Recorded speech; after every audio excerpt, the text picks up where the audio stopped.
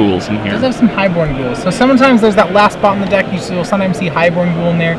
I've also sometimes seen Vexing Devil in that slot.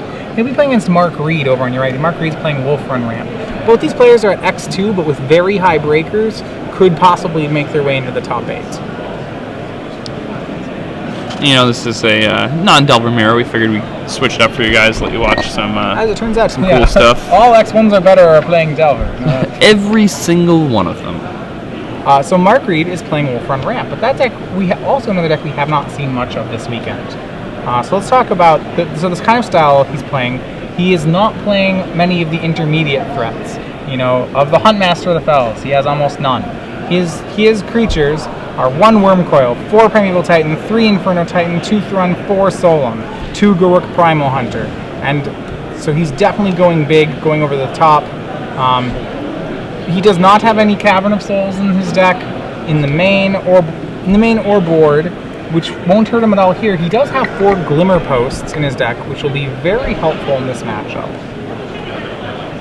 The Glimmer Posts really buy him that extra turn he needs to finish his opponent off. Yeah, 4 Rampant Growth, 4 Sphere of the Suns, 3 Whip Flare, 3 Slag Storm. So and then a smattering of 1-ofs. Mark Reed's deck is literally ramps, 6 sweepers, and a bunch of ramp spells, and a bunch of mythic rares. Reed will lead off on Copperline Gorge. And a Black Leaf Twist from Joey is going to make a Diregraph Ghoul. You know, the aggro versus ramp matchup usually very good for ramp. Generally speaking, that's true. Yeah, I think that as long as they have enough cheap spot removal, they can definitely get there. So Mark hits his turn 2 ramp spell, just as hoping. To note, Joey's on a 6-card hand here, so he might be a little light on threats. He'll knock Mark down to 18, and he has no turn 2 play. And that's not what he wants to be doing. Well, if he has enough Geralf's Messengers, alright, and Thrun will come into play. Main deck. That's going to be rough. Does he have the removal spells from Joey Mispagel? He does not have Geth's Verdicts, it appears. He does have 2 Phyrexian Metamorphs, 2 Bonfire of the Damned, 3 Tragic Slip, 4 Brimstone Volley, 3 Mortar Pod, and a Doomblade. None of those really, the Metamorph, the only one that really helps here. Yeah, now Joey with no turn 3 play is just quickly falling way behind. Another Sphere of the Suns from Mark. He's actually deciding to go become aggressive with the Thrun here. And that's absolutely fine. Yeah, he's setting up for presumably some sort of mythic rare. If it's depending on almost any of them, it should be almost any of them, or the Wurmcoil will be good enough to win here. The Wurmcoil especially.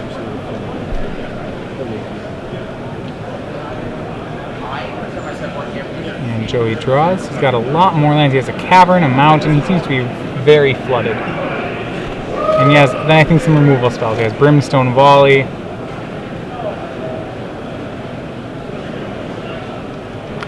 Alright, Diregraph Ghoul getting in for another 2.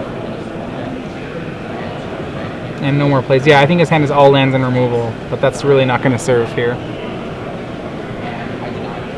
Thrun coming in for another 4.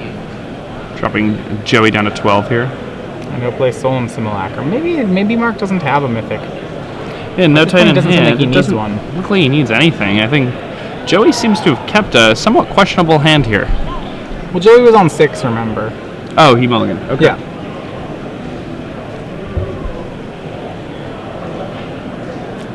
Mark's life total a little higher than it actually is. Joey has a Brimstone Volley in hand, which almost certainly he can make become morbid. Bigger concern is that if Mark can always Titan for Glimmer Post and actually end the game. Yeah, if a Primeval Titan comes off the top for Mark at just about any point, then the game will almost assuredly end. I mean, the Primeval Titan will gain 4 on the way in, and then and then gain 8 more. Gain 8 more, yeah. 5th land, no play from Joey. So far he's just made a 2/2 on turn 1. Both will swing. I'm going to put Joey toward, he's going to chump there and go to 10. I expect this game to end in short order. And another Solemn from Mark. Yeah, so Turns out the ramp deck not actually needing the finishers.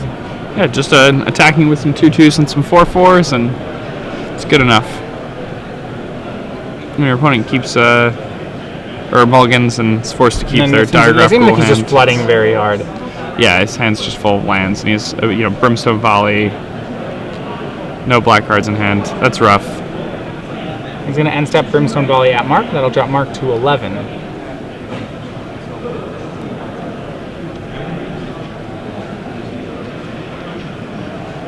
Joey has drawn a Blood Artist. One of the more interesting cards in the Zombies list is really how they've all adopted Blood Artist.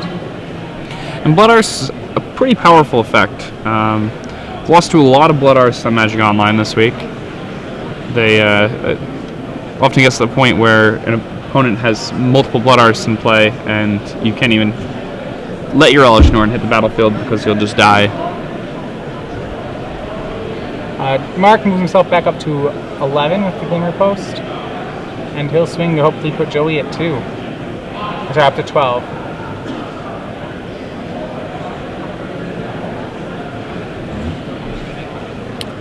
One card in hand for Mark Reed. And probably part of him hopes that the Psalms will die.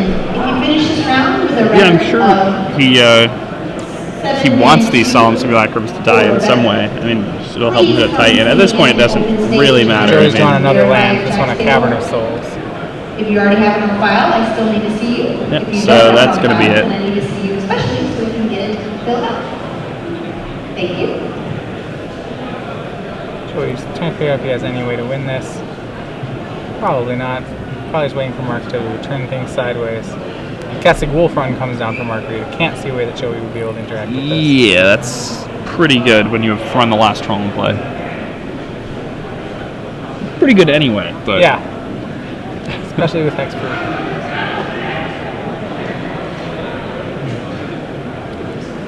But, After Blood Artist. I think Joey just wants to see Mark go through the motions, and that'll be good enough. So Mark Reed up 1-0 over Joey Mispagel. And Joey with a very tough hand there. You're not going to win games with hands like that. It's rough. Now, to reading the Twitter feeds all weekend, I can assure you that Thrun is not the last troll. There have been others. Looking at these sideboards here, Joey, post board, is going to have access to 3 Phyrexian Obliterators. Very good against decks that don't play Vapor Snag or Oblivion Ring. Those are definitely going to come in. He also has some active aggressions. Interesting that he's choosing to play those over Zealous Conscripts. He doesn't really have that many lands, so the 5 casting costs hurdle of Zealous Conscripts just too much for him. Other cards he'll bring in. Sure. He may bring in a Doomblade. Yeah, Joey. Yeah, so certainly he'll want all access to all of his threat and effects. He could bring in Manic Vandal to possibly get the Sphere of the Sun's mana. Outside of that, that's probably most. Phyrexian Obliterator is also not a bad choice here. I think Obliterator is definitely coming in. Yeah, Obliterator is definitely coming in. He will cut cards like Bonfire of the Damned, Fume Spitter. Joey will probably go for a bigger, more damaging strategy here. He has a lot of cards to cut. So good here. Right. Wolf Run just has a ton of trouble with it. They can't block it with a Primeval Titan because they lose their board. Sure. So it's just rough. Over on Mark Reed's side, the best thing he can do is he can mix up what he's ramping into. He does have 2 Huntmaster of the Fells on the sideboard, along with 2 Pillar of Flame. So he does in his main deck. He has a couple 1-ofs like an Ancient Grudge, a Beast Within, a Devil's Play, a Faithless Looting. I probably would want to see Pillar of Flame come in. Some zombies do undie, like with Geralf's Messenger. Pillar is an excellent answer to that. You probably will keep some of the Beast Withins in if you know about Obliterator because you need a way to answer it. Other than that, I don't see too many differences for Mark. He has the ability to switch to Karn Liberated, or maybe which I think all the Titans are better than that. The question is if he'd want Huntmaster of the Fells here. And that's more of a possibility. I think Huntmaster definitely comes in. Yep.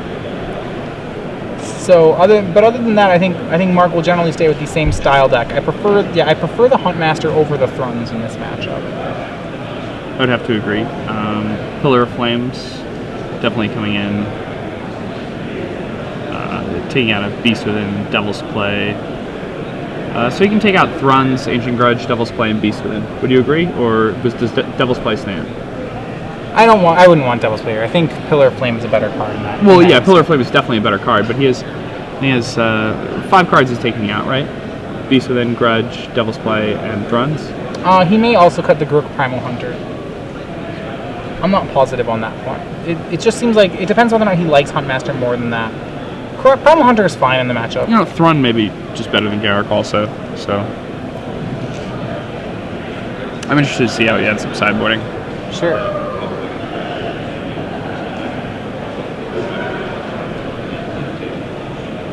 Mark showing the camera how he sideboarded.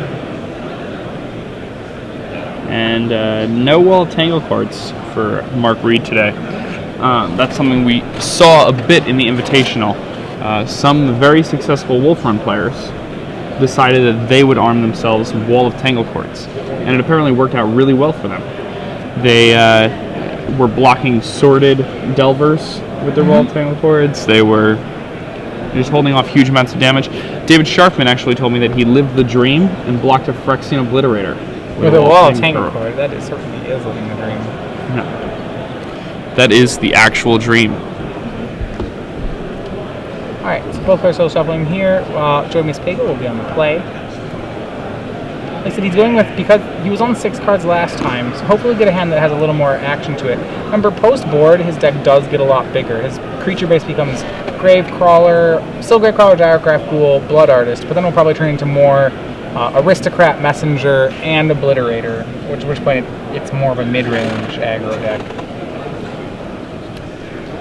Yeah, I mean, and he gets to bring in an extra swamp too, but his land count is still going to be pretty low here. Just 23 with a bunch of 4-drops.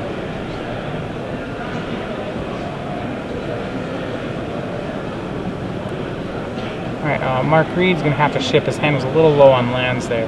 So this time it's Mark's turn to take a mulligan. Joey gets to keep a 7. Mark going down here. And, it's one of the major problems with Wolf Run is, it's one of the most powerful decks in Standard. In a lot of ways, it's the most powerful deck. Well, it certainly plays the most powerful cards. The major issue is it mulligans very poorly. I mean, you need the seeds, the water, and the soil. Right. You need lands, you need ramp spells, and you need threats. So as you go down on cards, you likely will have an equation missing one of those, and you're going to have to hope that you get the other part of it. And with 7 cards, it's, not that bad. With 6, not that bad. With 5, it's really hard. Right. So Mark Reed's just on 6 here. He's on the draw, so that'll be good as well. Joey's still going to try to interact with that. Yeah, he's got some lands, he's got some ramp spells. He's missing the large threats, though. So he has a couple sweepers, a couple lands, and a ramp spell, I believe. Joey, turn 1. So both players exchange basics. Joey still with no other plays. He's probably got a very big hand. Expect to see a Geralt's Messenger come out here. 3 of the Suns from Mark. So Joey's going to have to hope that Mark does not have just a fistful of Titans. The slower hands here are dangerous for Joey. It actually ends up very good because Mark kept a double Whip Flare hand. So if Joey kept a handful of Obliterators and Messengers and Aristocrats, this is going to be very good for Joey. Yeah, that'll put him in a great position to win this game.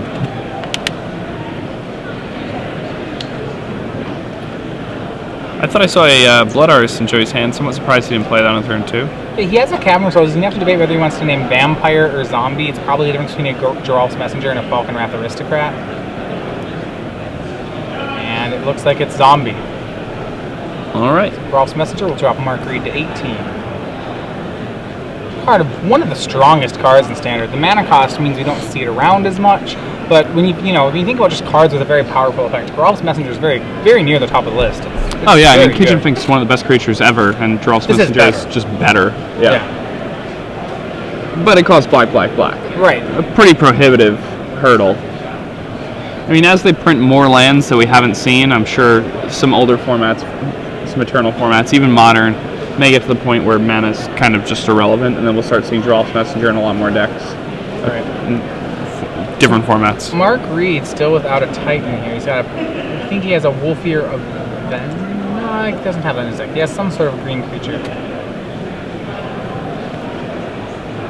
Alright, so going to crack in for 3 with a Strauss Messenger. It's already dealt Mark 2 damage. And here's another one. It's pretty good. It's 5 drops Mark to 14. The problem is Mark, while he has a double Whip Flare hand, Whip Flaring's dangerous here. And he's going to do it. He kind of has to. And I mean, he's they have going to to get go him to eventually. 10. And then he's going to get hit for 8. And he's going to be at 2 here. I'm with Growl's Messengers. There's no good way to kill one. Well, not in red and green at least. There's Purges. Celestial Purge probably the ideal way to kill one.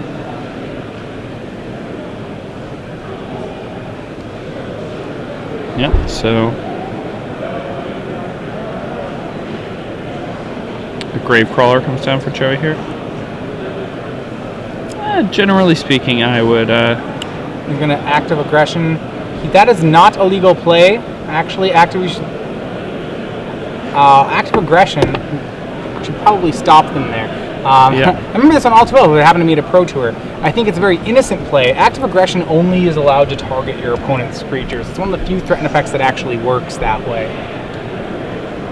The players did concede to it, and to be in all fairness, I do think that's Joey Mispagel's game, but we should stop and probably I mean, there's let the judges sort that part out. I think an honest mistake on Joey's side. Looking with Joey's hand, there's no reason to think that this game is not going to be his. I mean, he can very easily put his opponent to 2, and then he has an Active Aggression in his hand, which I can't imagine not being able to find 2 more damage with an Active Aggression. But no, that's not a legal play. Yeah, not legal.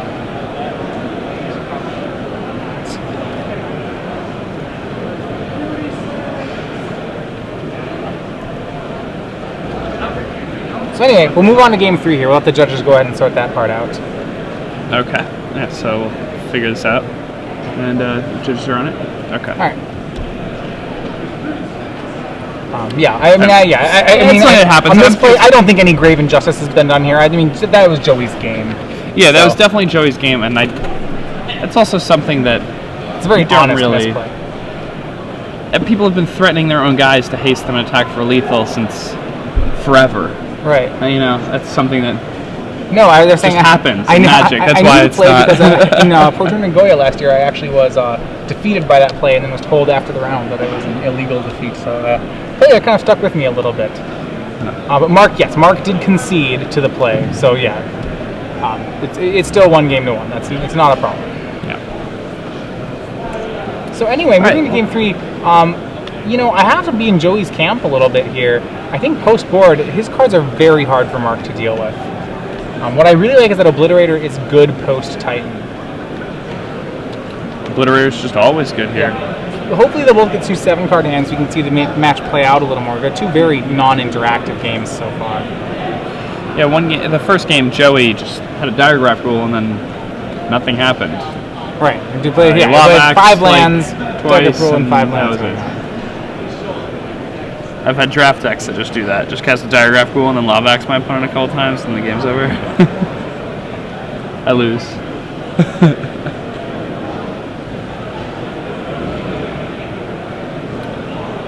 So, post-sideboard, we now know that Joey definitely does have the active aggressions. Which shouldn't surprise anyone. Most ramp players really would expect any deck with access to red mana, or I guess actually even sometimes not red mana, to have access to some sort of threat and effect. It's one of the best weapons against a ramp deck. Yeah, they're trying to put gigantic trampling monsters into play, and best way to handle that is to take those giant trampling monsters and attack with them. Right. Active aggression is especially sweet that it's an instant. Sometimes if a player there are situations where a player will attack you with 2 Titans, you can clank them into each other. You can untap one of the attackers and make it block the other one. Kind of a dream play, but a play I've actually seen. Yeah, the old Ray of Command play. Yeah. As a 2-for-1. It's something that people would often get caught off guard by back in the day that has become more common knowledge. I think that seems to be the way Magic goes in general. So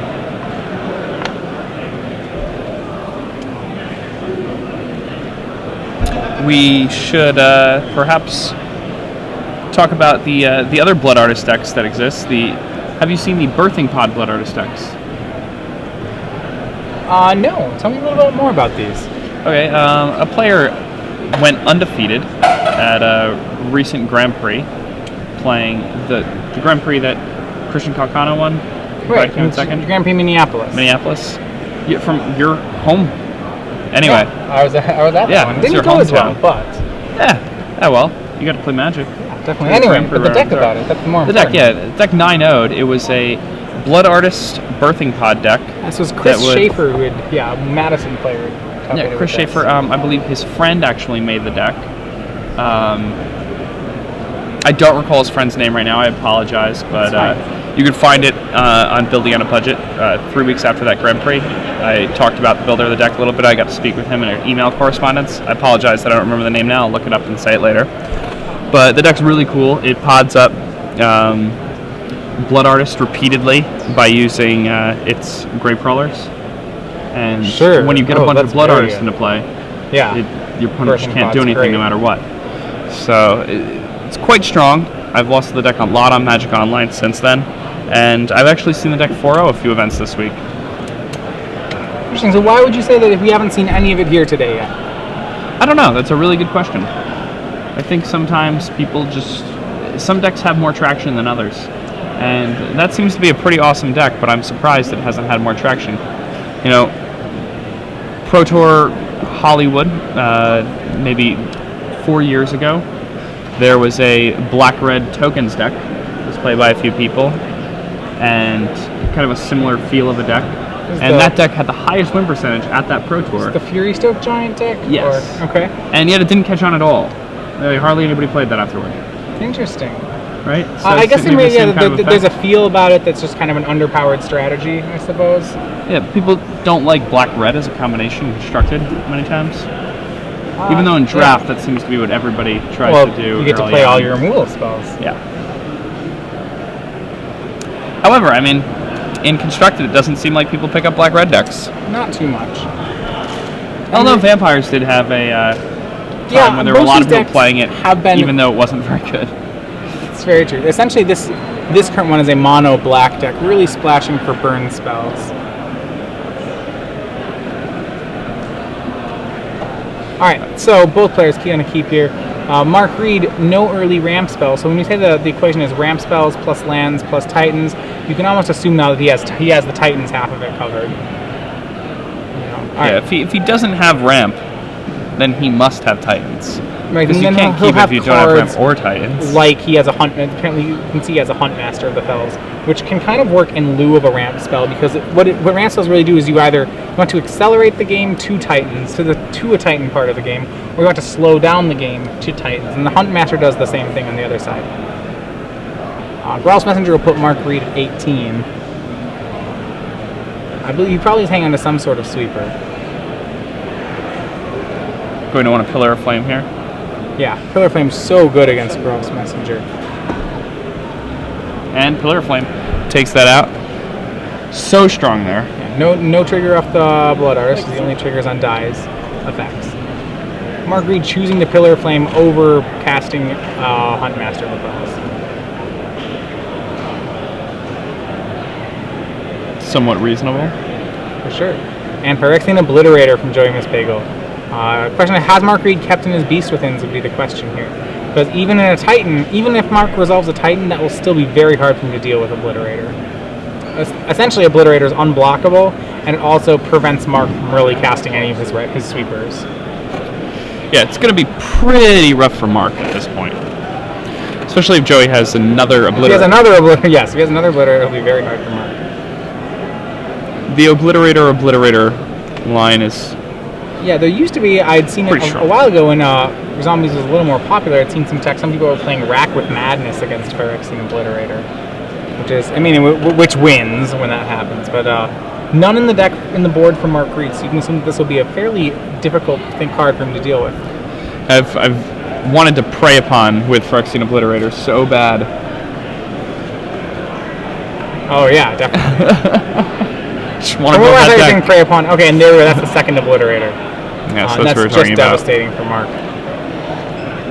Yeah, you could have a Titan here and still be pretty And the far cards behind. you need Dismember or Rack with Madness, neither of which he's playing. He does have one Beast Within in the main, 2 in the board. It is unknown whether he's kept either of them in. Without that, I don't see how he deals with them. Judging by his face, I don't think he knows how he's dealing with them either.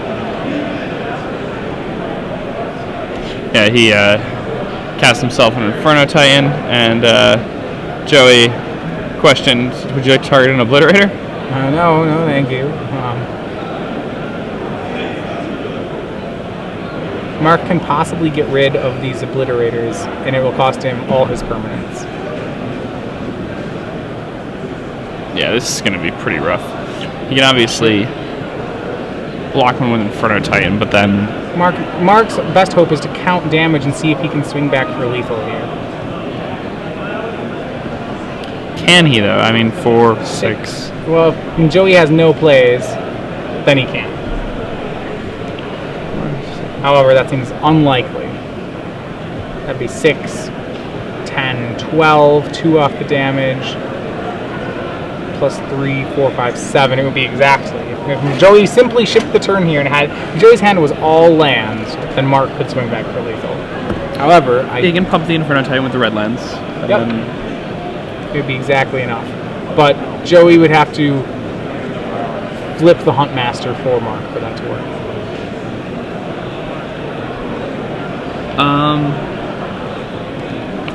Did Joey... Well, actually, he has extra damage at that point.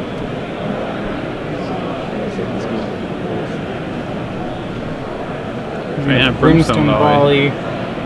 Brimstone Volley. Okay, Joey just has it all. And that is match. Joey Mispagel defeats Mark Reed 2-1. In the second to last round of the Star City Standard Open, Joey's at X2, has a very good tiebreaker.